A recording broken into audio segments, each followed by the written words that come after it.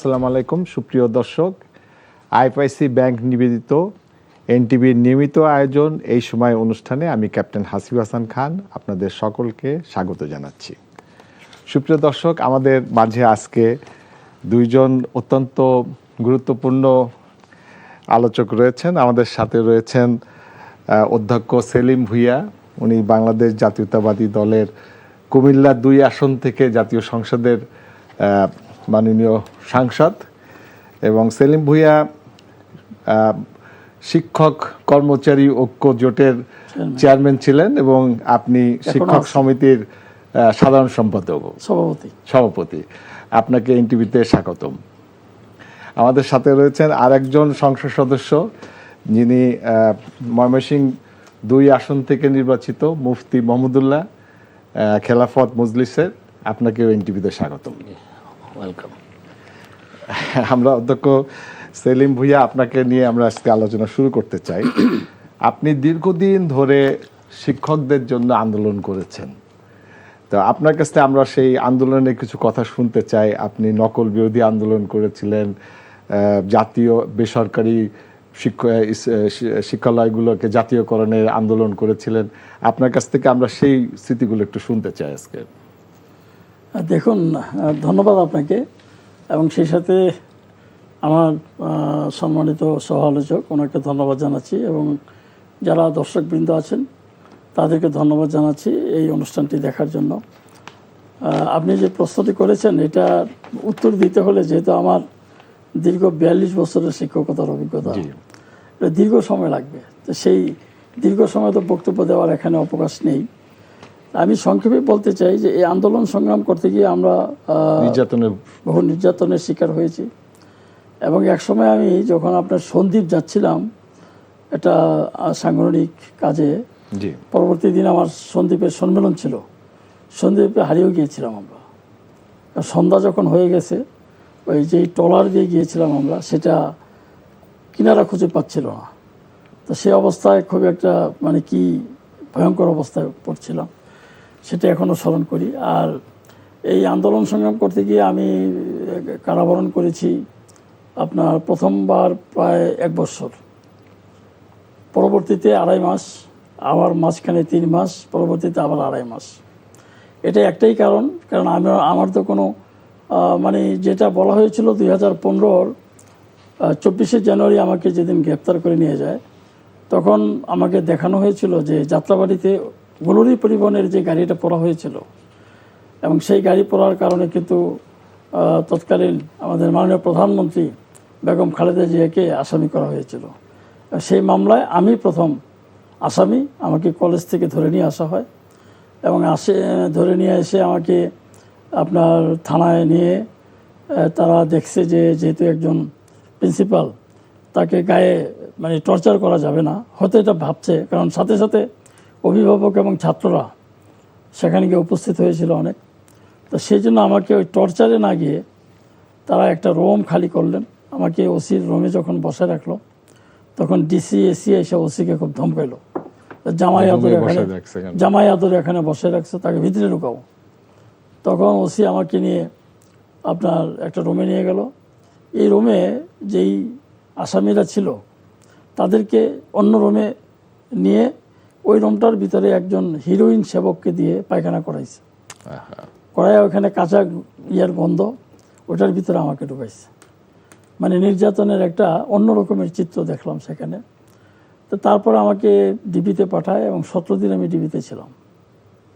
তো এই যে একটা শিক্ষককে একেবারেই বিনা বিচারে তাকে হয়রানি করা এবং আমাকে চাকরিচ্যুত করা, এই সব কিছু এই শিক্ষক সংগঠন করার কারণেই করা হয়েছে।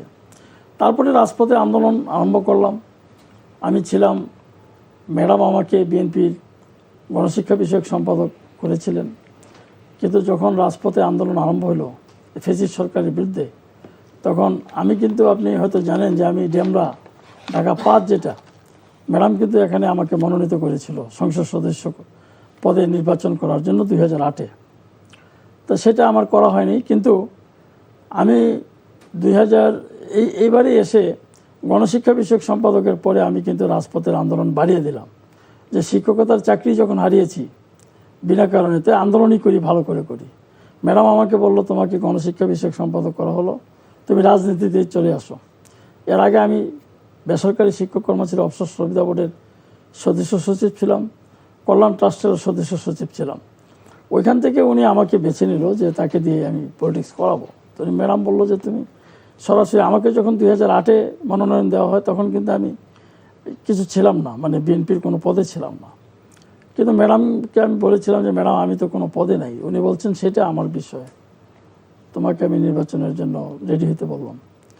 আর পরবর্তীতে এখন কিন্তু আমি এসে যখন রাজপথে আন্দোলন সংগ্রাম আরম্ভ করলাম, এক পর্যায়ে আপনার আমাদের নেতা জনাব তারেক রহমান আমাকে দায়িত্ব দিলেন যে আপনাকে দাউদকান্দি থেকে বিশ্ব রোড কুমিল্লা পর্যন্ত এটার দায়িত্ব নিতে হবে। জি, কারণ রাজপথে আন্দোলন ঠিকমতো জোরালো হচ্ছে না ওই অংশটায়। বড় বড় নেতা সব পালাই গেছে, কেউ সিঙ্গাপুর, কেউ ব্যাংকক, কেউ আপনার আমেরিকা, লন্ডন গিয়ে বসে আছে। আমাকে ওইখানে দেওয়া হলো, আমি আন্দোলন করলাম। আন্দোলনের রেজাল্ট হিসাবে উনি আমাকে সাংগঠনিক সম্পাদকের দায়িত্ব দিলেন, যেটা আমি কখনো আশা করি নাই যে আমি একজন শিক্ষক নেতা। এটা সাধারণত ছাত্র দলের নেতাদেরকে প্রমোশন দিয়ে দিয়ে এই জায়গায় আনা হয়, কিন্তু আমি একজন শিক্ষক নেতা, আমাকে কেন সাংগঠনিক সম্পাদক করা হলো? উনি যখন এই সাংগঠনিক সম্পাদকের দায়িত্ব দিলেন তখন স্পিরিট আমার আরও বেড়ে গেল। 2008-এ যদি আমি সংসদ সদস্য হইতাম তখন আমার যে বয়স ছিল, এখন যে বয়স আমার, এই বয়সেও আমি আপনার 24 ঘন্টাই কিন্তু সংগঠন করি, মানে বিএনপি করি। কেউ কেউ বলে স্যার 24 ঘন্টা কীভাবে? আমি বললাম 24 ঘন্টার মধ্যে আমি তো গাড়িতে ঘুমাই বেশিরভাগ সময়, আর বাসায় যদি 3 ঘন্টা 4 ঘন্টা সময় পাই, এটা যখন আমি ঘুমাই তখন দেখতেছি আমি তিতাসে বক্তৃতা দিতেছি, হোমনা বক্তৃতা দিতেছি। স্যার আপনার কাছে আবার ফিরবো আপনার কথা শুনতে। একটু আমরা মুফতি মাহমুদুল্লাহ আপনার কাছে যাই। বেগম জিয়ার প্রশ্ন এসেছে, উনি বললেন বেগম জিয়া ওনাকে ইয়ে দিয়েছিলেন। তা বেগম জিয়ার প্রশ্নে আপনি কিছুদিন আগে সংসদে বলেছেন যে ম্যাডাম যদি থাকতো তাহলে আমি হয়তো ওই পাশে বসতাম, এ পাশে না বসে। আপনার কাছে একটু শুনতে চাই একটু বিষয়টা। এটা কারণটা হলো 2003-04-এ যখন পৌরসভা নির্বাচন হয়, জি, আমি ময়মনসিংহ পৌরসভা থেকে ইলেকশন করার ইচ্ছা পোষণ করেছিলাম। বাংলাদেশ খেলাফত মজলিস এটা ইসলামী ঐক্য জোটের অন্তর্ভুক্ত ছিল। আমি আল্লামা আজিজুল হক সাহেব ছিলেন। ইসলামী ঐক্য জোটের ময়মনসিংহ জেলা সেক্রেটারি ছিলাম। জি, তখন আমাদের বিএনপি প্রার্থী ছিলেন মঞ্জুর হক মঞ্জু ভাই, আর অনেক প্রার্থী, প্রায় 7 জন প্রার্থী ছিলাম জামাত সহ। তখন ম্যাডাম আমাকে বলছিলেন তুমি তো বয়স কত? আমি বললাম বয়স এত। তুমি তো আমার ছোটো ছেলের চেয়েও ছোটো, তুমি এবার ছাড় দাও, তোমাকে আমি যদি বেঁচে থাকি তোমাকে স্মরণে রাখবো। এই জন্য ওই দিন বলেছিলাম যে আজকে যে ম্যাডাম বেঁচে থাকতেন উনি তো আমাকে স্মরণ রাখতেন, ওনার কথা তো রাখবেন আশা করি। এই জন্য হয়তো আমাকে ওই পাশে থাকা লাগতো ম্যাডাম থাকলে। এটা স্মৃতি, পুরোনো স্মৃতিটা স্মরণ করেছি ম্যাডামের। আপনাদের এই যে খেলাফত মজলিসের আপনারা সরাসরি এবার নির্বাচিত হয়েছেন। দুইজন মামুনুল হক, আল্লামা মামুনুল হকের যে ঘড়ি মার্কা, তাতে আপনারা দুইজন নির্বাচিত হয়েছেন। রিকশা মার্কা আর ঘড়ি মার্কা আরেকজন নির্বাচিত হয়েছে। তা আপনারা আসলে কোরআন এবং হাদিসের মাধ্যমে রাষ্ট্র পরিচালনা করতে চান, তো আপনারা এই সংসদে কিভাবে দায়িত্ব পালন করছেন এখন? মানে মূলত হলো এই দেশের 91% মুসলমান। জি, যে আমার পাশে বসা আছেন সেলিম ভাই, উনিও মুসলমান, ওনার দলের 90% মুসলমান। প্রত্যেকটা মুসলমানের অন্তরের মনস্কামনা এটা হওয়া উচিত যে আমরা যেন ইসলামী বিধান মেনে চলতে পারি। আর ইসলামী বিধান মেনে চলতে হলে আপ টু বটম সর্বক্ষেত্রে ইসলামকে প্রতিষ্ঠিত করতে হবে, ধারণ করতে হবে। আর আমাদের বর্তমান প্রজন্ম, বর্তমান যে সমাজ ব্যবস্থা, এটা ইসলাম থেকে অনেক দূরে সরে গেছে। আজকে যে মারামারি, কাটাকাটি, হানাহানি, খুন খারাপি, দর্শন, নারী নির্যাতন, যা কিছু দেখতেছেন, এই সবগুলোর মূল কারণ আমরা ইসলাম থেকে দূরে সরে গেছি। আমরা যদি ইসলামকে ধারণ করতাম, আমাদের জেনারেশনের কাছে ইসলামটা তুলে ধরতে পারতাম, ইসলামী কিছুটা আইন যদি কানুন আমরা প্রয়োগ করতে পারতাম, তাহলে সমাজের এই খারাপ অবস্থা হতো না, আমাদের দেখতে হতো না। এই জন্য প্রত্যেকটা মুসলমানের মনস্কামনা হওয়া উচিত যেন ইসলামী সমাজ ব্যবস্থা যেন প্রতিষ্ঠিত হয়। আপনাদের যে কওমি মাদ্রাসা, এই মাদ্রাসা কি ভূমিকা রাখতে পারে আমাদের সমাজকে বদলানোর জন্য? আজকে কওমি মাদ্রাসা আছে বলেই কিছুটা ভালো আমরা দেখি। যে কওমি মাদ্রাসা না থাকতো তো আমরা কিছুটা ভালো থেকে অন্ধকারে চলে যেতাম। আজকে বাংলাদেশে ধরেন 90% মসজিদগুলোর ইমাম কওমি মাদ্রাসা থেকে আসতেছে। আমরা যারা সবাই আমাদের আজকে প্রধানমন্ত্রী যে হাটহাজারী চিটাগাং গেলেন, ওখানে আমাদের হেফাজতের আমির আল্লামা বাবুনগরীর সাথে সাক্ষাৎ করলেন। ওনার কাছে কি কারণে গেলেন? উনি তো একজন সাধারণ আলেম, উনি কোথায় প্রধানমন্ত্রী, কোথায় একজন আলেম, কেন গিয়েছে?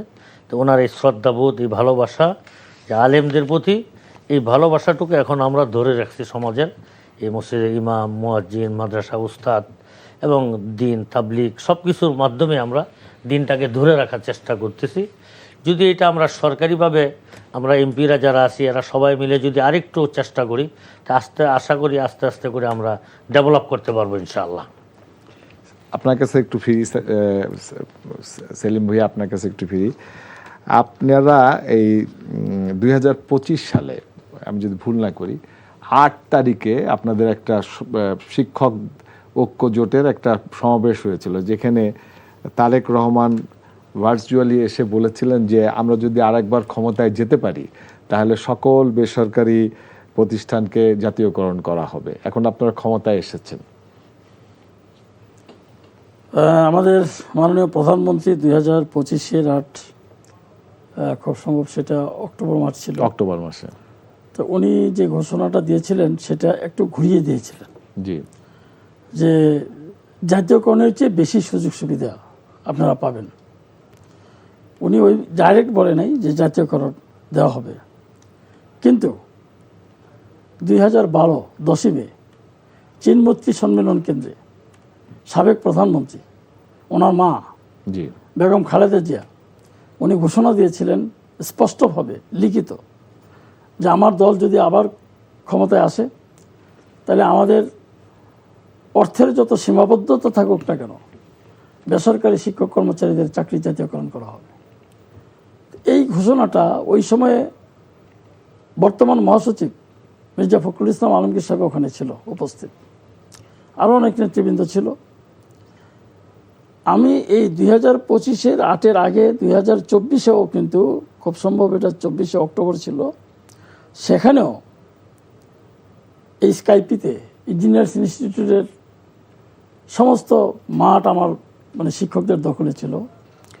সেদিন উনি বলেছিল যে আপনাদের এই চাকরি জাতীয়করণের চেয়ে বেশি সুযোগ সুবিধা দেওয়া হবে, এবং স্পেসিফিক উনি এই কথাটা বলেছিল যে যখন আমরা সরকারি কোনো আপনার বিশেষ দিন থাকে সেই দিনগুলিতে আমরা শিক্ষকদেরকে আমন্ত্রণ জানাবো, এবং সেটা প্রাইমারি লেভেলেও। কিন্তু বড় দুঃখের বিষয়, আমি জাতীয় সংসদ সদস্য, সব কথা আমি বলতে পারি না। জি, না সংসদে কিছু বলেছেন আপনি এখন জি, সংসদ শপথ যেদিন হয় ওই যে সংসদের প্লাজায়, দক্ষিণ প্লাজায় হাজার হাজার মানুষ, সেদিন কিন্তু শিক্ষকদের ডাকা হয় নাই। আমরা আশা করেছিলাম শিক্ষকদেরকে ডাকার বিষয়টি। এখন আপনার আমরা আশায় আছি এই 25 তারিখও আমি বলেছি 2025-এর 8 তারিখে যে আমার মাননীয় নেত্রীর এই হলো ঘোষণা, এই ঘোষণার আমরা বাস্তবায়ন চাই। তো সেটা আপনার মাননীয় মহাসচিবও কয়েকটি সভায় বলেছেন যে শিক্ষকদের চাকরি জাতীয়করণ করা হবে। স্থায়ী কমিটির অনেক সদস্য বলেছেন, এবং আমাদের আপনার বর্তমান যে মন্ত্রী, শিক্ষামন্ত্রী, উনিও বলেছেন শিক্ষকদের চাকরি জাতীয়করণের বিষয়টি স্পষ্টভাবে বলেছেন উনি। হয়তো উনি এখন ভুলে গিয়েছেন, থাকতে ভুলে যেতে পারে, কিন্তু উনি ঘোষণা দিয়েছেন। এগুলি আমাদের কাছে আপনার এখন ভাইরাল হচ্ছে, মাঝে মাঝে শিক্ষকরা ছাড়ে। কিন্তু জাতীয়করণ যদি শিক্ষকদের করা হয়, এই যে ধরেন বেসরকারি শিক্ষা প্রতিষ্ঠানের ম্যানেজিং কমিটি, গভর্নিং বডিতে যারা আছে, বেশিরভাগই সমাজের অপাঙ্কিত ব্যক্তিরা হয়। সমাজ তাদের পছন্দ করে না। দেখা যায় যে আপনার বিভিন্ন মামলার আসামি এবং বিভিন্ন আপনার ধরেন অসামাজিক কাজের সাথেও জড়িত, যেমন ইয়াবা, ফেন্সিডিল, এই সমস্ত ব্যবসার সাথে জড়িত, এরকম অনেককেই ম্যানেজিং কমিটি, গভর্নিং বডির সদস্যতে দেখা যায়। এদের কাছ থেকে জাতি কি আশা করে? সেই জন্য আমরা চেয়েছিলাম। এবং এরা, আপনি যদি কোনো প্রতিষ্ঠানে যান সেখানে দেখবেন, যেমন আমি যে এই সমস্ত আমার যে এলাকা, এবং আমি বিভিন্ন জায়গায় শিক্ষক সমিতির চেয়ারম্যান হিসেবে যাই, শিক্ষকরা ওনার চেয়ারটা আমাকে বসতে বলে। আমি বলি no, it is your chair, আমি কেন বসবো এখানে? আমাকে কেউ বসাইতে পারে না। শিক্ষকদের, বিশেষ করে প্রধান শিক্ষক এবং প্রিন্সিপালের চেয়ার আমি বসি না কোনো জায়গায় গিয়ে। তো সেখানে আপনি দেখেন ওই প্রিন্সিপালের চেয়ারটায় যে বসে আছেন, আপনি গিয়ে যদি বলেন যে আমার ছাত্র ভর্তি করতে আসছি, হেডমাস্টার সাহেব, প্রিন্সিপাল সাহেব, কিন্তু আসলে উনি হেডমাস্টারও না, প্রিন্সিপাল না, উনি হলো ম্যানেজিং কমিটির চেয়ারম্যান বা গভর্নিং বডির চেয়ারম্যান। উনি কেন ওই চেয়ারটায় বসবে? তো এই যে অবস্থা থেকে মুক্তির জন্য আমরা চাকরি জাতীয়করণ চাচ্ছি, এবং হিসাব দিয়েছি আমি, বেসরকারি শিক্ষক কর্মচারীদের যদি চাকরি জাতীয়করণ হয় এফতা দিয়া মাদ্রাসা সহ, কারণ এই কওমি মাদ্রাসা সহ, কওমি মাদ্রাসা জাতীয়করণ না হলে এফতা দিয়া মাদ্রাসা জাতীয়করণ করতে হবে। এখন জাতীয়করণ কেন চেয়েছি? এই যে আপনার সমাজের এই সমস্ত ব্যক্তিরা গিয়ে শিক্ষকদের উপর হয়তো অত্যাচার করে, কালকেও দেখেন ফেসবুকে দেখলাম একটা শিক্ষককে বহিরাগতরা মারতেছে। এখন সরকারি শিক্ষক যদি হয় তাহলে কিন্তু মারতে পারবে না। এই চাকরি জাতীয়করণ করতে হলে সরকারের কোষাগার থেকে একটি পয়সা দিতে হবে না। আমি হিসাব দিয়েছি, আমার হিসাব দেখেই কিন্তু আমাদের ম্যাডাম খালেদা জিয়া কিন্তু আমার হিসাব দেখে বলেছে যে জাতীয়করণের ঘোষণা দিব। কিন্তু এখন যারা আছে এই হিসাব তারা আমার মনে হয় কি বুঝে না কিছু, এটা নিয়ে তারা আগাচ্ছে না। সেলিম ভাইয়া স্যার, আপনার কাছে আবার ফিরবো। আমরা একটু আপনার কাছে আসতে চাই। আমি একটা প্রশ্ন করে যাচ্ছি, আমরা একটু বিরতিতে যাব, বিরতির পরে এসে আমরা শুনবো। আমাদের শাপলা চত্বরে পাখির মতন মানুষ হত্যা করা হয়েছিল বলে আপনারা বলেন খেলাফত আন্দোলন, আবার অনেকেই বলেন যে এটা ঘটনা সঠিক না। তো এটা আপনার কাছ থেকে শুনবো। 2013 সালে শাপলায় কি হয়েছিল এটা এই দেশবাসী সবাই জানে। এই ইতিহাসটাকে কিছুটা প্রশ্নবিদ্ধ করতে গিয়ে সাবেক প্রধানমন্ত্রী হাসিনা এটাকে বিদ্রুপ আকারে বিভিন্নভাবে বিভিন্ন বক্তব্য দিতেন। বলতেন যে রক্ত মাখিয়ে শুয়েছিল, পুলিশ দিকে দৌড় দিছে। মূলত শাপলাতে যারা গিয়েছিল তারা সত্যিকার অর্থেই ইসলাম এবং দিন রক্ষার জন্য গিয়েছিলেন। তখনকার সময় আমাদের সাবেক প্রধানমন্ত্রী বেগম খালেদা জিয়া তিনি দিনের বেলা ঘোষণা করেছিলেন যে শাপলা আলেম ওলামাদের পাশে বিএনপির নেতা কর্মীদের থাকার জন্য। এটা হয়তো আপনারা জানেন, এ কথাটাও আমি সংসদে বলেছি। সেদিন যদি বেগম জিয়ার কথায় আমরা যেমন মাঠে নেমেছিলাম, যদি বিএনপি ঠিক সত্যিকার আমাদের পাশে মাঠে নামতো, তাহলে স্বৈরাচারী 13 থেকে 24 পর্যন্ত লম্বা হতো না, 13তেই খতম হতো। সেদিন বেগম জিয়ার কথা শুনে আমাদের বিএনপির ভাইয়েরা হয়তো সেদিন আসে নাই, না আসার কারণে রাত্রেবেলা আমরা ছিলাম মাঠে, আশপাশে ঘুরতেছিলাম বন্ধুবান্ধব মিলে। তো হঠাৎ করে যখন কারেন্ট বন্ধ করে দেওয়া হলো, তো আমরা দৌড়ে গেলাম টেলিভিশনের সামনে যে কী হয় দেখি। দেখলাম একে একে সব টেলিভিশন চ্যানেলগুলো বন্ধ করে দিল। এরপরে তো অন্ধকার, লাইট বন্ধ, টেলিভিশনের সব কিছু বন্ধ। আমরা আতঙ্কিত হয়ে পড়লাম কোন দিকে যাব। তো আমরা যে জায়গায় ছিলাম ফকিরাপুলের পানির ট্যাঙ্কির এই পাশে একটা গলিতে, তো আমরা এখানেই অবস্থান করলাম, অন্য কোনো দিকে গেলাম না। সকালবেলা দেখলাম যে আমাদের নেতাকর্মীরা এক একজন এক এক দিকে বিচ্ছিন্ন, অসংখ্য লাশ যে পড়ছে তার রক্তের দাগগুলো পড়েছিল। এটাকে নিয়েও হাসিনা ব্যঙ্গাত্মকভাবে বলতো যে রং মাখানো। তা আমার মনে হয় ওই দিন থেকেই আওয়ামী লীগ এবং হাসিনা পতন শুরু হয়েছে। এই পতনটা একটু লম্বা হয়েছে। লম্বা হওয়ার কারণ হলো যে আমরা বিরোধী দলে যারা ছিলাম আমাদের ঐক্য ছিল না। আমাদের নেতাকর্মীদের মধ্যে অনেকে তাদের সাথে লিয়াজু করে চলতো, অনেকে আত্মগোপনে চলতো, আবার মাঠে আসলে ওদেরকে জেলখানায় পড়তো, যে কারণে তাদের এই অত্যাচারের লিমিটটা লম্বা হয়েছে। আর ওনাদের কুমিল্লার একজন বড় আলেম ছিলেন মাওলানা আশরাফ আলী সাহেব, অনেক বড় আলেম। উনি মাঝে মাঝে বলতেন যদি না হয় অতি টানে না ইতি।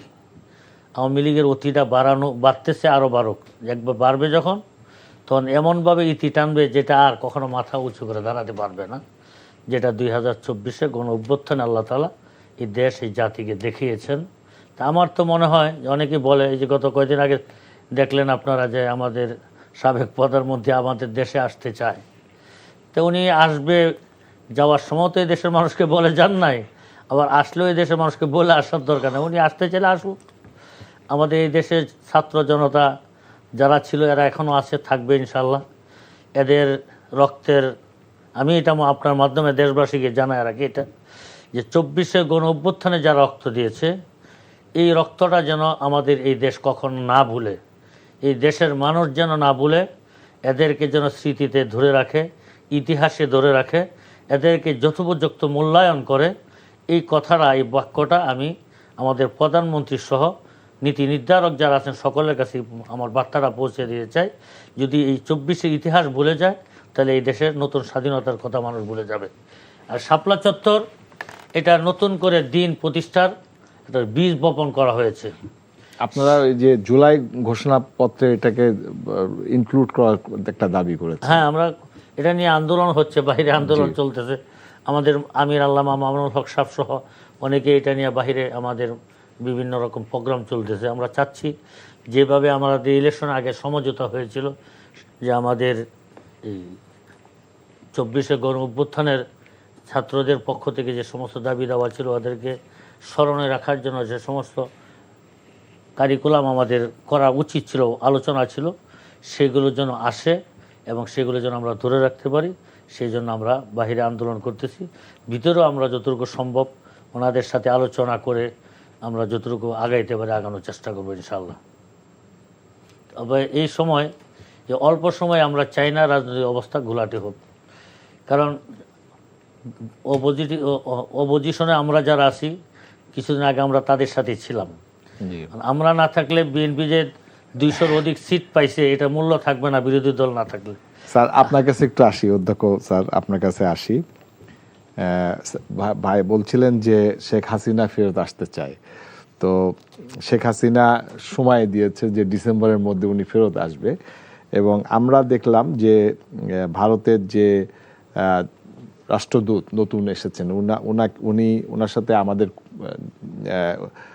দীনেশ ত্রিবেদী যিনি এসেছেন, ওনাকে অনুরোধ করা হয়েছিল আমাদের পক্ষ থেকে, আমাদের কূটনৈতিক যে উপদেষ্টা আছে উনি অনুরোধ করেছিলেন যে শেখ হাসিনার জন্য ভারতের মাটিতে বসে কোনো কথা না বলে, কিন্তু ভারত সেটা শুনে নাই এবং সে কথা বলেছে। এটাকে আপনারা কিভাবে দেখছেন? দেখুন, এই বিষয়টি হলো যে শেখ হাসিনা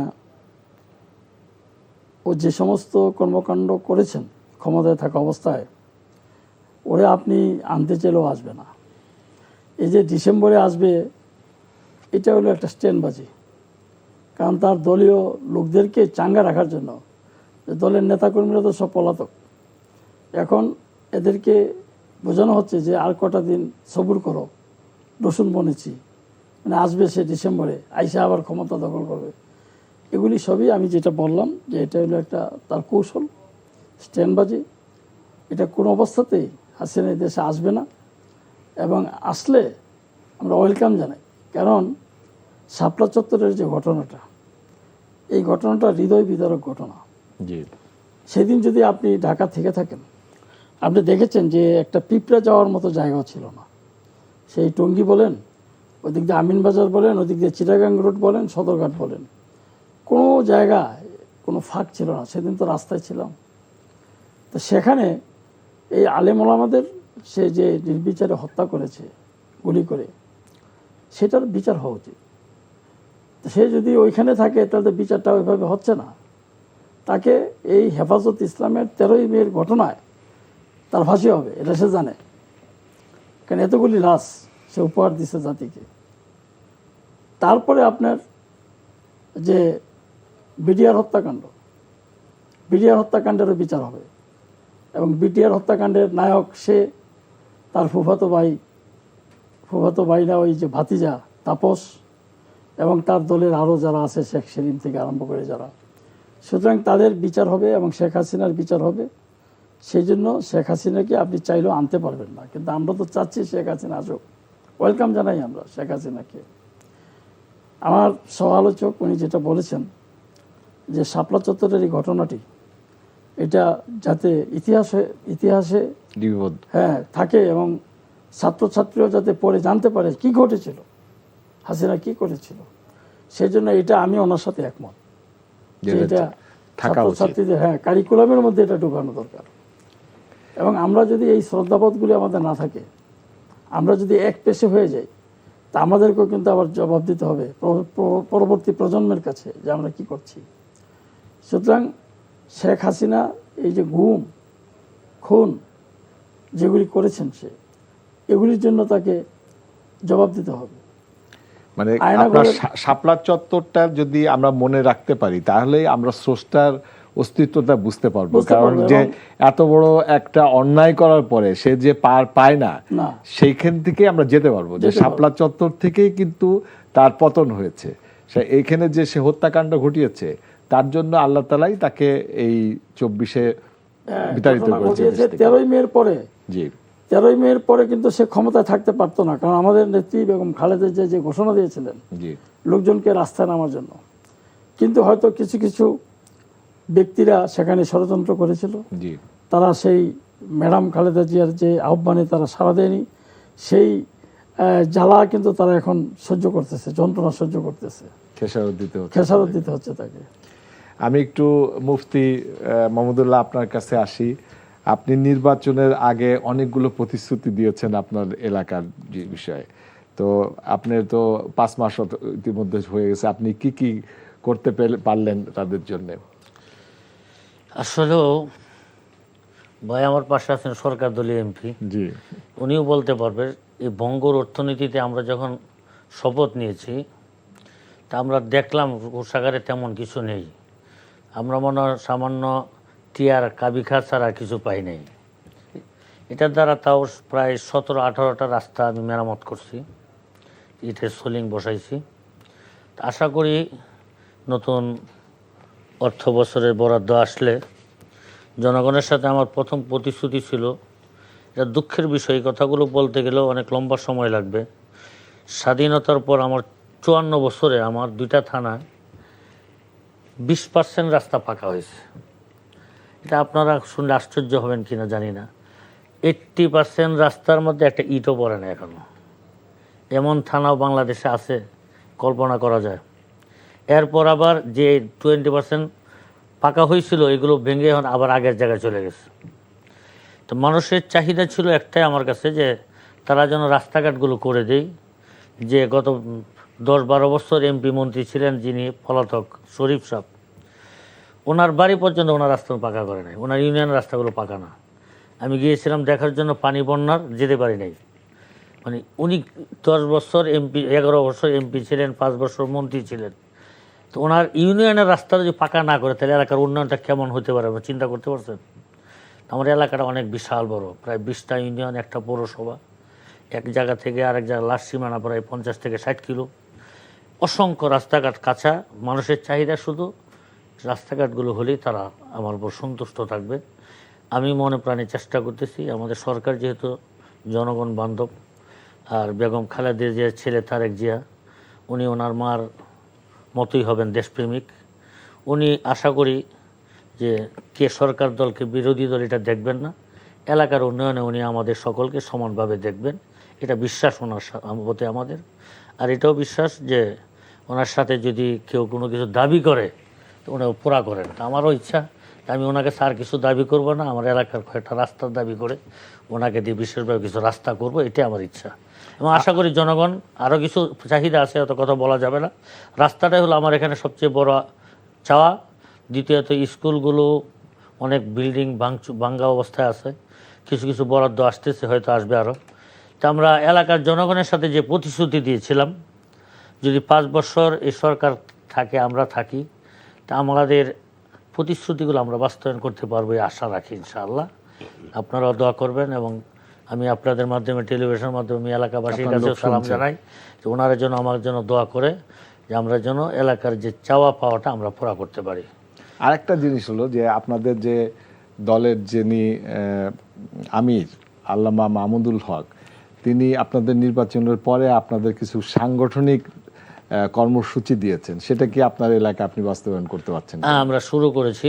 এটা সাংগঠনিক কাজ হলো যে আপনি শুরুতে যে প্রশ্ন করছিলেন জি যে ইসলামী আইন প্রতিষ্ঠা করা, জি এটা তো একদিন 2 দিনে হবে না। আমরা প্রত্যেকটা মানুষ পর্যন্ত যদি ইসলামের দাওয়াত পৌঁছাইতে পারি, ইসলাম কি চায়, ইসলাম মানুষের জীবনে নিরাপত্তা কিভাবে দিচ্ছে, একটা নারীর নিরাপত্তা কি, একটা পুরুষের নিরাপত্তা কি, সব কিছু যদি আমরা মানুষের দ্বারে দ্বারে কাছে কাছে এটা পৌঁছাইতে পারি এবং এটা তারা বুঝতে সক্ষম হয়, তখন তারা ইসলামের দিকে ধাবিত হবে, ইসলামী দলের দিকে ধাবিত হবে। আমরা সশস্ত্র জিহাদ করে ইসলাম প্রতিষ্ঠা করতে চাই না। আমরা চাই সাংগঠনিকভাবে জনগণের দুয়ারে গিয়ে দিন ইসলাম বুঝে দিনের পথে এনে আস্তে আস্তে করে আমরা যেন আজ না হোক কাল, কাল না হোক পরশু একটা সময় এসে যেন আমরা ইসলাম মূল্যবোধটুকু প্রতিষ্ঠা করতে পারি, সেটাই হলো আমাদের আমাদের সাংগঠনিক কাজ। বর্তমান প্রধানমন্ত্রীও চাচ্ছে যে দেশে একটা মূল্যবোধ ফেরত আসুক, সব জায়গায় একটা মূল্যবোধের একটা অভাব হয়ে গেছে। হ্যাঁ, এটা আমরা বুঝতেছি। দেখেন, কিছুদিন আগে দেখলাম আমাদের বাইতুল মোকাররম খতিব সাহেবের সাথে হুজুর ওনার আলাপ, আমার ছোট ভাই বন্ধুবর মুফতি শেখ আহমদুল্লাহ নাম শুনছেন, এর সাথেও দেখলাম কয়েকদিন আগে একটা প্রোগ্রামে ওনাকে উনিই ডেকে নিয়েছেন। আবার আজকে দেখলেন হেফাজতের আমির সহ অন্যদের সাথে বসছেন। তো উনিও চাচ্ছেন যে ইসলামী মূল্যবোধটুকু যদি থাকে, ব্যক্তিত্বের প্রতি শ্রদ্ধাবোধ থাকবে, বড়দের প্রতি সম্মানবোধ থাকবে, ছোটদের প্রতি স্নেহ থাকবে, এটা তো ইসলাম শিক্ষা দেয়। এটা ইসলামের বাইরে গেলে এটা পাবেন না। এই জন্য উনিও চাচ্ছেন যে ইসলাম মূল্যবোধটা কীভাবে প্রতিষ্ঠিত করা যায়, আমাদের সামাজিক সৌন্দর্যতা ফিরে আনা যায়। উনি চেষ্টা করতেছেন, আমরা ওনার পাশে থাকব এবং আমরাও চেষ্টা করব যে আমাদের দেশ এবং দেশের মানুষ যেন ভালো থাকে, সুন্দর থাকে, আমাদের পরবর্তী জেনারেশনকে যেন আমরা একটা ভালো সহাবস্থান দিয়ে যেতে পারি, সেটা মেহনত আমরা করবো ইনশাআল্লাহ। স্যার, আপনার এলাকায় মাদক এবং সন্ত্রাস নির্মূলের আপনি প্রতিশ্রুতি দিয়েছিলেন, সেটা কতদূর পারলেন? মাদক এবং সন্ত্রাস আমার এলাকায়, মানে আমি এখনও যেটা কাজ করছি সেটা হলো চাঁদাবাজি মুক্ত আমরা হোমনা এবং তিতাসকে করতে চাই, সেই সাথে মাদক মুক্ত করতে চাই। মাদকের বিষয়টা আপনার জাতীয়ভাবে যদি আমি বলি যে মাদক আপনি মুক্ত সমাজ গঠন করতে হলে এখানে পুলিশকে সবচাইতে অগ্রণী ভূমিকা পালন করতে হবে। কিন্তু মাদকের ব্যবসার সাথে জড়িত পুলিশ, ওরা মাদক কেনাবেচা করে।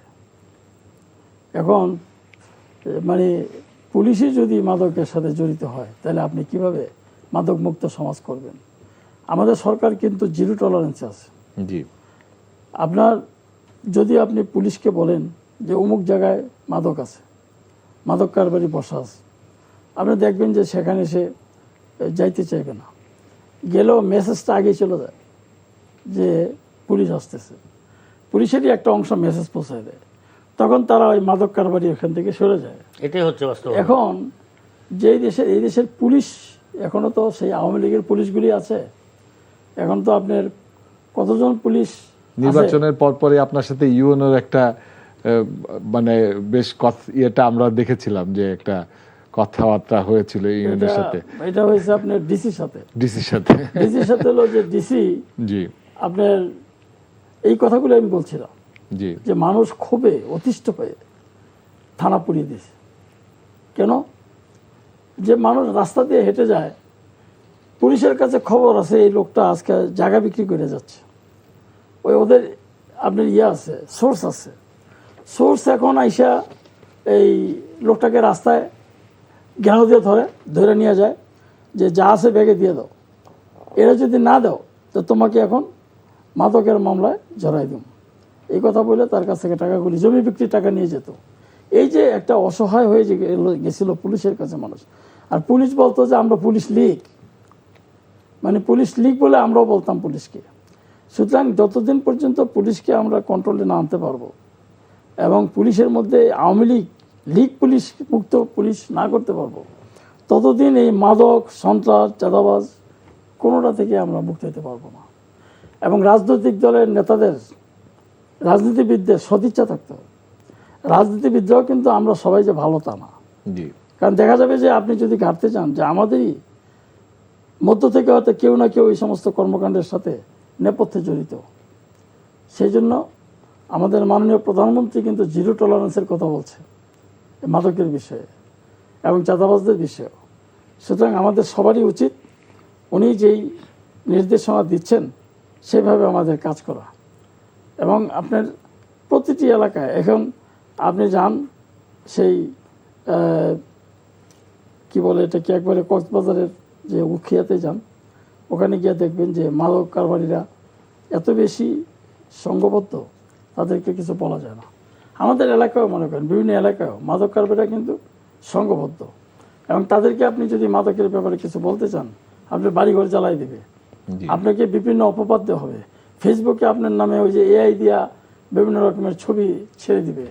তো সেই জন্য আমি মনে করি যে এই বিষয়টা আমাদের সবাইকেই রাজনীতির ঊর্ধ্বে উঠে সবাই ঐক্যবদ্ধভাবে এটাকে মোকাবেলা করা উচিত ভবিষ্যৎ প্রজন্মের জন্য। আপনি কি এই কথার সাথে একমত কিনা? 100% একমত। জি। এবং এটাই শুধু নয়, যে সমস্ত রাজনীতিবিদরা এদেরকে আশ্রয় প্রশ্রয় দিয়ে এটা করতেছে, এদেরকে আইনের আওতায় এনে এদের শাস্তি আগে দেওয়া উচিত। কারণ আমাদের ভবিষ্যৎ প্রজন্ম যদি ধ্বংস হয়, এই দেশ ধ্বংস হবে। এই দেশ বিশ্বের কাছে মাথা উঁচু করে দাঁড়াতে পারবে না। এই সামান্য অল্প কিছু তার ধান্দা হয়, টাকা পয়সা, পুরো দেশটাকে ধ্বংস করে দিচ্ছে, এরা বুঝতেছেন। এবং এরা 100% রাজনৈতিক ছত্রছায়ায় এরা আশ্রয় এই কাজগুলো হচ্ছে। কারা দিচ্ছে এটা পুলিশ জানে, হ্যাঁ, গোয়েন্দা জানে, সবাই জানে, কিন্তু কাজ হচ্ছে না কেন? এটা আমি স্বরাষ্ট্রমন্ত্রী সহ আমাদের আইন শৃঙ্খলার সাথে যারা জড়িত আছেন তাদেরকে অনুরোধ করব। সংসদে এটা নিয়ে বহু লম্বা আলোচনা হয়েছে যে খুব দ্রুত অ্যাকশনে যাওয়া। এবং আমি 2 থানায় দুই ওসিকে বলেছি, তারা বলে যে স্যার আমরা যাচ্ছি, আমরা এই করতেছি সেই করতেছি, কিন্তু শুধু আমাকে বুঝ দেওয়ার মতো কথা বলে, সত্যিকারের অ্যাকশনে তারা যাচ্ছে না। তা আমি চেষ্টা করবো ইনশাল্লাহ, যদি অ্যাকশনে না যায়, ওসি 2 বার পাল্টেছে তো আরও পাল্টাবো, কিন্তু আমি মাদক মুক্ত করবো ইনশাল্লাহ। এবং আপনার মাধ্যমে আমি আমার 2 থানার সকল দলের নেতা কর্মীদেরকে অনুরোধ করব, এই একটা জায়গায় এসে আপনারা আমার পাশে থাকেন, আমরা যেন এই মাদক বন্ধ করতে পারি, সন্ত্রাস চাঁদাবাজ বন্ধ করতে পারি।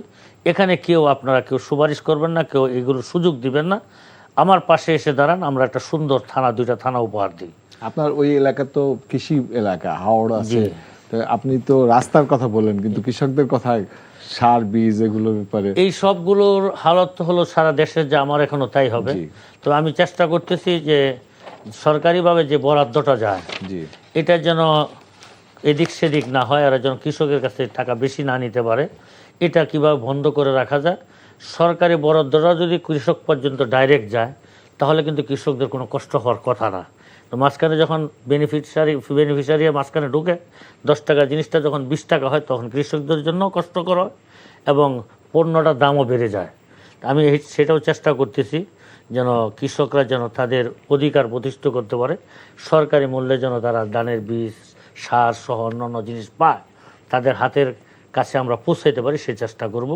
তো এটাও আমাদের ওই 2 উপজেলার ইউনো সহ যারা কর্মচারী কর্মকর্তা আছেন, তারা যদি আমার পাশে সময় দেন এবং সুস্থ কাজ করতে চেষ্টা করে, তাহলে হয়তো এটা আমাদের কৃষকদের জন্য সম্ভব হবে। ইনশাল্লাহ আমরা তাদের মুখে হাসি ফেরাতে পারবো। আপনার এলাকায় একটা সমস্যা আছে, যেটা কৃষি জলাবদ্ধতা দূরীকরণের একটা, আপনি বলেছিলেন ইলেকশনের আগে। তো এখানে আপনি কি খাল কাটা কোনো কর্মসূচি শুরু করতে পেরেছেন? খাল কাটার কর্মসূচি আমরা তিতাসে, আমার 2টা উপজেলা, হোমনা এবং তিতাসের উপজেলার মধ্যে 2টা খাল, একটা খনন হয়েছে পুরোপুরি, আরেকটা খনন কাজে আপনার যখন আমরা প্রায় কাছাকাছি মাঝামাঝি পর্যায়ে যাই, তখন এটা পানি বেড়ে গেল। পানি বেড়ে যাওয়ার কারণে এটা আর করা যায় নাই। এটার টাকাটা আমরা আবার গভর্নমেন্টের ফান্ডে জমা দিয়েছি। এখন আবার আজকে আমি আসার সময় শুনলাম যে টাকাটা আবার আসছে খাল কাটার জন্য। তো একটা উপজেলায় 2টা খাল এবং অন্যান্য খালগুলির জন্য আমরা তালিকা দিয়েছি।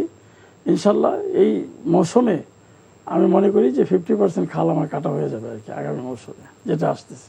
আর আপনাদের যে একটা বড় দাবি ছিল কুমিল্লা বিভাগ, সেটা কত দূর? কুমিল্লা বিভাগ এটা হবে ইনশাল্লাহ। মাননীয় প্রধানমন্ত্রীও বলেছেন কুমিল্লা বিভাগ হয়তো কিছু আরও কিছু সুযোগ সুবিধা কিভাবে হবে। এখানে কিন্তু কুমিল্লা কর্তৃপক্ষ, যেটা বিভাগ কর্তৃপক্ষের চেয়ারম্যান করা হয়েছে, এবং আপনার অন্যান্য কাজকর্ম দ্রুত আগাচ্ছে। আমরা মনে করি যে খুব অল্প সময়ের মধ্যেই কুমিল্লা বিভাগ ঘোষণা হবে। মাননীয় প্রধানমন্ত্রীও আমাদেরকে ওইভাবে, আমাদের যে উনি চাঁদপুর কুমিল্লা গিয়েছিলেন, সেখানে উনি সমাবেশে বলেছেন কুমিল্লা নামেই হবে। কুমিল্লা নামেই হবে। মুফতি মাহমুদুল্লাহ, আপনার কাছে আবার আসি। আমরা এখন দেখছি যে আমাদের যে নতুন ভূ রাজনীতিতে আমরা দেখছি যে আমাদের দেশে বড় বড় রাষ্ট্রদূতরা আসছেন এবং বিভিন্ন দেশের ব্যবসায়ীরা আসতেছেন, এবং তাতে মনে হচ্ছে যে আমাদের দেশে ডাইরেক্ট, আজকে আমাদের প্রধানমন্ত্রী বলেছেন যে ডাইরেক্ট ইনভেস্টমেন্ট হবে আমাদের দেশে। চীন এবং জাপান, কোরিয়া এবং আপনার আমেরিকা সবাই ফ্যাক্টরি করবে, তো সেখানে আমাদের কারিগরি দক্ষ মানুষ দরকার। আপনার কওমি মাদ্রাসা কি এটা করতে পারবে কিনা, কি করতে পারবে? হ্যাঁ, সুন্দর একটা প্রশ্ন করছেন। এটা আমিও বলতে চাচ্ছিলাম যে দেখেন, কওমি বলেন এবং অন্য লাইনের লেখাপড়া যারাই করুক, জেনারেল লাইনে পড়ুক, আমাদের দেশে একটা লেখাপড়া শেষ হওয়ার পরে একটা ছেলে কি করবে সেটা সে নিজে বলতে পারে না। তার গন্তব্য কি হবে সে গন্তব্য ঠিক করতে পারে না। এই জন্য আমার মনে হয় শুধু আমাদের জেনারেল শিক্ষা না, কওমি, আলিয়া, জেনারেল সব জায়গায় প্রত্যেকটা ক্ষেত্রেই তাদের একটা এক্সট্রা একটা সক্ষমতা তৈরি করে রাখা, সেটা হলো তারা কারিগরি শিক্ষা গ্রহণ করবে। যার জন্য যেটা সম্ভব, সে মোবাইল কেউ টেকনিক্যাল হবে, তোমার টেকনিশিয়ান হবে, তাকে মোবাইলের টেকনিশিয়ান বানান। টেলিভিশনের টেকনিশিয়ান হবে, তাকে টেলিভিশনের টেকনিশিয়ান বানান। অথবা অন্য অন্য যত লাইনের টেকনিকগুলো আছে ওদেরকে এক একটু শিক্ষা দেন। একটা চাকরি হচ্ছে না, সে একটা টেকনিক শিখে আছে, এটাতে তার জীবিকা চলবে। যখন সরকারি একটা চাকরি হবে, চাকরি চলে যাবে। আমার মনে হয় আমাদের কওমি মাদ্রাসা এটা চিন্তা ভাবনা চলতেছে যে আমরা কারিগরি শিক্ষার দিকে আগাবো, এবং অনেক মাদ্রাসাগুলো শুরু হয়েছে। তা আমি এটা সর্বক্ষেত্রেই কারিগরি শিক্ষার জন্য প্রত্যেকটা উপজেলায় যেন কারিগরি শিক্ষা প্রতিষ্ঠান হয়, আমরা যেন ছেলে মেয়েদেরকে গড়তে পারি সেভাবে। এবং এটা আমরা সংসদেও কয়েকদিন আলোচনা হয়েছিল এটা নিয়ে। তো সরকার চাচ্ছে কারিগরি শিক্ষা প্রতিষ্ঠান হোক, এরা কারিগরি শিক্ষা গ্রহণ করুক, কিন্তু এটা মনে মনে চাচ্ছে, বাস্তবায়নের দিকে আগাচ্ছে না। তা আমরা বলবো যে আমরা যেন বাস্তবায়ন করে আমাদের ছেলে মেয়েদেরকে, ভবিষ্যৎ প্রজন্মকে তাদেরকে টেকনিশিয়ান বানাই। যে যে জায়গায় অভিজ্ঞ হবে সে জায়গায় সেট হবে। এটা তাদের জন্য সহজ। শুধু এই দেশে নয়, একটা টেকনিশিয়ান ছেলেকে দেখেন, আমি অনেকগুলো দেশ ঘুরছি আপনাদের দোয়া আল্লাহর রহমতে, ইউরোপের প্রায় দেশগুলো ঘোরা হয়েছে। আমার অভিজ্ঞতা, আমি যেটা দেখছি, আমার দেশের একটা ছেলে যখন বিদেশে যায়, সে নর্মালি একটা কামলাগিরি করে, আর বাইরে কিছু না। সৌদি গেলে সে রাস্তা ঝাড়ু দেওয়া বা এই জাতীয় যত নিম্নমানের কাজ এরা করে। সেই ইটালি গেলাম, ফ্রান্সে গেলাম, সুইজারল্যান্ডে গেলাম, ওখানেও দেখলাম আমাদের বাংলাদেশি যারা ওই নর্মাল কাজগুলো করতে, কেন তারা টেকনিশিয়ান না, যে কারণে তারা ওই কাজগুলো পায় না। আমাদের দেশ থেকে একটা বাঙালি সৌদিতে গেলে সে 700 রিয়াল 800 রিয়াল বেতন পায়। আমাদের পাশের দেশ ভারত থেকে একটা ছেলে গেলে সে 3000 3500 রিয়াল বেতন পায়। পার্থক্য, ও ম্যানেজার হয়, ও কর্মচারী হয়। কেন? সে টেকনিশিয়ান, সে টেকনিক কাজ জানে, ও জানে না। তা আমি বলবো আমাদের এই দেশে যে ভাই আছেন, আমরা সবাই মিলে আমাদের পরবর্তী জেনারেশনকে সে যে শিক্ষায় শিক্ষিত হোক, তাকে যে কোনো একটা টেকনিক আমরা শিক্ষা দিই, টেকনিশিয়ান বানাই, যে কোনো একটা শিক্ষা রাখুক, তার ভবিষ্যতে বিপদের দিনে এটা কাজে লাগবে। স্যার, আপনার কাছে একটু ফেরত আসি। আপনি অনেক আন্দোলন করেছেন, শিক্ষকদের জন্য আন্দোলন করেছেন, শিক্ষা বেসরকারি প্রতিষ্ঠানগুলো জাতীয়করণের জন্য আন্দোলন করেছেন।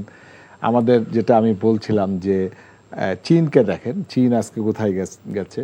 চীন একসময় কিন্তু উচ্চশিক্ষাটাকে ওরা স্টপ করে দিয়েছিল। ওরা বলেছিল যে আমাদের এত উচ্চশিক্ষা বেকার দরকার নাই, আমাদের টেকনিক্যাল লোক তৈরি করতে হবে। এবং টেকনিক্যাল লোক কারিগরি করার পরে যখন এই যে আমেরিকান কোম্পানিগুলো গেল, জাপানি কোম্পানি গেল, তারা কিন্তু সেখানে ঢুকে এখন চীনকে কোথায় নিয়ে গেছে। আমরা কিন্তু বুঝতে পারছি যে আমাদের দেশে এরা বিভিন্ন দেশের কোম্পানিগুলো আসতে তাদের সাথেই আসতেছে। তো এখন আপনি শিক্ষক হিসাবে আমাদের এই কি মানে প্রস্তুতি আমাদের? অন্যান্য দেশ আসবে ইনভেস্ট করার জন্য, এখানে আমরা ওয়েলকাম জানাই। ওরা ইনভেস্ট করবে, আমাদের তো লোক, হ্যাঁ, আমাদের দক্ষ লোকের দরকার। আসলে দেখেন, যেটি আপনিও বলেছেন, চায়নাতে কিন্তু এক সময় যখন তাদের অভাব দেখা দিয়েছিল, তখন কিন্তু ওরা জেনারেল এডুকেশন বন্ধ করে দিয়েছিল। এবং দীর্ঘদিন বন্ধ রাখার পরে আবার তারা এই টেকনিক্যাল এডুকেশন দিয়ে আরম্ভ করে। এবং টেকনিক্যাল এডুকেশনের জন্যই কিন্তু আজকে আপনার এই যে, আপনি যদি চায়নাতে যান, দেখবেন বিশাল বিশ্ববিদ্যালয় হয়ে আছে, বড় বড় বিশ্ববিদ্যালয় টেকনিক্যাল এডুকেশনের উপরে। এবং আজকে তারা যে বিশ্বের সবচাইতে আপনার উন্নত দেশগুলির মধ্যে একটা দেশ। এবং আপনার শিক্ষায় বলেন, আপনার কর্মসংস্থানে বলেন, আপনার সামরিক বিষয়ে বলেন, সব কিছুই তারা এক নাম্বার সাথে দ্বন্দ্ব দিয়ে, পাল্লা দিয়ে চলতেছে। এখন আমাদের দেশে এই যে কারিগরি শিক্ষায় আমরা পিছিয়ে, কারণ কি? কারিগরি শিক্ষার প্রতি মানুষেরও অনীহা মানে তারা বুঝে না কারিগরি শিক্ষা লাভ করলে কি হবে। এইটা আমাদের প্রচার প্রচারণা নাই, সরকারের পক্ষ থেকেও প্রচার প্রচারণা নাই। কারিগরি শিক্ষা মানেই বলে মানুষ মনে করে যে এই গাড়ি ঘোড়া ঠিক করবে, এই যে এটাই মানে একটা শিক্ষা। কিন্তু এই শিক্ষায় যে সে যে বেকার থাকবে না, তার এটা যে কর্মসংস্থান কর্মমুখী শিক্ষা, কর্মমুখী শিক্ষা কাকে বলে এই জিনিসটা আমাদের পাবলিককে বোঝাতে হবে, অভিভাবকদের বোঝাতে হবে যে আপনার ছেলে MA পাস করে বেকার থাকছে, সে হয়তো বেকার থাকতে থাকতে এক পর্যায়ে ভ্যান গাড়ি চালায়, ভ্যানের উপরে আপনার ওই যে কাপড় চোপড় নিয়ে ওই সংগ্রহ করে ফুটপাতে দাঁড়িয়ে বিক্রি করে, অথবা আপনার তরিতরকারি বিক্রি করে। এইটা ভালো না? আপনি এই জেনারেল লাইনে যদি না পড়াইতেন আপনার ছেলেটা কিন্তু বেকার থাকতো না। আপনার ছেলে যদি একটা বিদ্যুৎ মিস্ত্রি হয়, সে কিন্তু দেখা যায় যে ডেলি ভালো পয়সা ইনকাম করে। সুতরাং এই কর্মমুখী শিক্ষার কোনো বিকল্প নাই, এবং এই কর্মমুখী শিক্ষার জন্য পর্যাপ্ত শিক্ষা প্রতিষ্ঠানের অভাব আমাদের দেশে। কিন্তু এই অভাবের কারণ কি? অভাবের কারণ হলো যে কর্মমুখী শিক্ষা প্রতিষ্ঠান করার জন্য সরকারের, আমাদের এই যে এখন যে মাননীয় প্রধানমন্ত্রী বারবার বলতেছে কর্মমুখী শিক্ষার কথা, তারপরেও কিন্তু বোর্ডগুলা, যে education board, technical education board, তাদের এখানে যান, আপনি একটা প্রতিষ্ঠান করতে চান, আপনাকে সুযোগ দেবে না, বলবে আপনি এত সম্পত্তি লাগবে, এই লাগবে, সেই লাগবে, মানে আপনাদেরকে সেখানে আপনাকে ফেরত দিবে তারা। কিন্তু তাদের পজিটিভ দৃষ্টিভঙ্গিতে আগাতে হবে।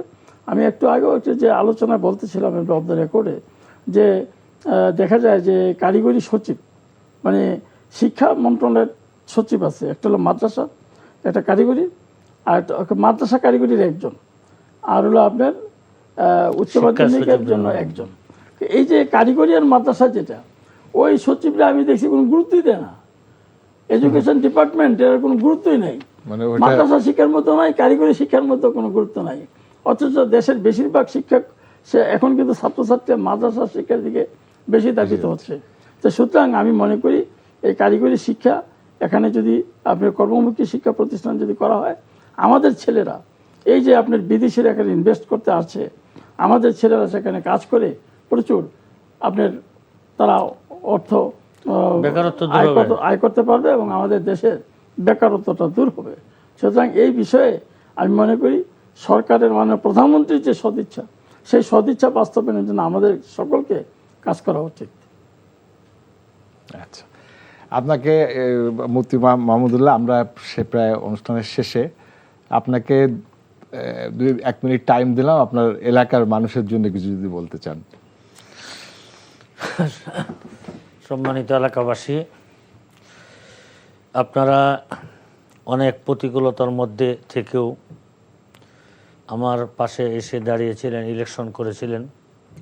অনেক ভয়ভীতি অনেকে দেখাইছিল, আপনার ভয়ভীতিকে তোয়াক্কা করেন নাই। এখন হয়তো অনেকে আফসোস করতেছেন যে আমরা কি ভুল করলাম কিনা, ঠকলাম কিনা।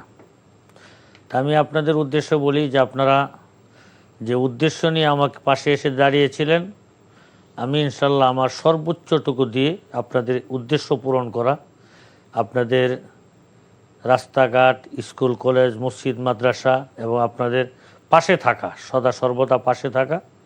যদি বাংলাদেশে একজন এমপিকে পান, সেই এমপিরা আমি মাহমুদুল্লাহ আপনাদের পাশে ছিলাম এবং থাকবো ইনশাল্লাহ। এবং আমি একটা প্রতিশ্রুতি আপনাদেরকে দিয়েছিলাম, এটা আমি হয়তো 100% পেরে উঠতেছি না, যে 100% আইনের শাসন প্রতিষ্ঠা করব। যেহেতু আমি বিরোধী দলের এমপি, এই জন্য হয়তো আইনের লোকেরা আমাকে একটু দুই দিকে তাল মিলিয়ে চলতে চায়, যে কারণে আমাকে স্যার বলে, করছি, করব, কিন্তু করে না। তা আমি আশা করি অল্প সময়ের মধ্যে আমি আমার মতো করে মাঠে নামবো। আইনের লোক আমার পাশে থাকবে কি থাকবে না জানি না, আমি আপনাদেরকে সাথে নিয়ে এলাকার সকল সমস্যা দূর করার জন্য আমি মাঠে নামবো। আপনারা আমার পাশে থাকবেন, আমি আপনাদের পাশে আছি। আর কিছু কিছু লোক সবসময় আমাদের বিরোধিতা করবে, থাকবে। আপনাকে স্যার একটু বলতে সুযোগ দিয়ে আপনি আপনার হোমনা তিতাস দুইটা তাদের সম্বন্ধে মানে উদ্দেশ্যে কিছু বলতে চান যদি। হোমনা তিতাস আমাদের সবচেয়ে বাংলাদেশের যে সমস্ত অনুন্নত এলাকাগুলি তার মধ্যে একটা। জি, কারণ বিগত 17 বছর হোমনা এবং তিতাসে কোনো কাজ হয় নাই। আপনি যদি তিতাসের কয়েকটা ইউনিয়ন আছে আপনার, আরো খারাপ অবস্থা, নারিন্দিয়া ইউনিয়ন বলেন, কুটিকান্দি ইউনিয়ন আছে, ওই দিকটা মজিদপুর ইউনিয়ন নামে একটা ইউনিয়ন আছে, যে ইউনিয়নে একদিক দিয়ে ঢুকবেন আপনি, ওই দিক দিয়ে বাইরে হইতে হইব, আবার আরেকটা জায়গায় ঢুকলেন ওই দিক দিয়ে বাইরে হতে হবে, মানে একটার সাথে আরেকটার কোনো কানেকশন নাই। তো এই অবস্থা থেকে আমরা চাচ্ছি যে কানেক্টিভিটি কিভাবে হয় এগুলি কাজ করার জন্য, এবং আমাদের যে হোমনা টু। স্যার, আমাদের আজকে শেষ করতে হচ্ছে।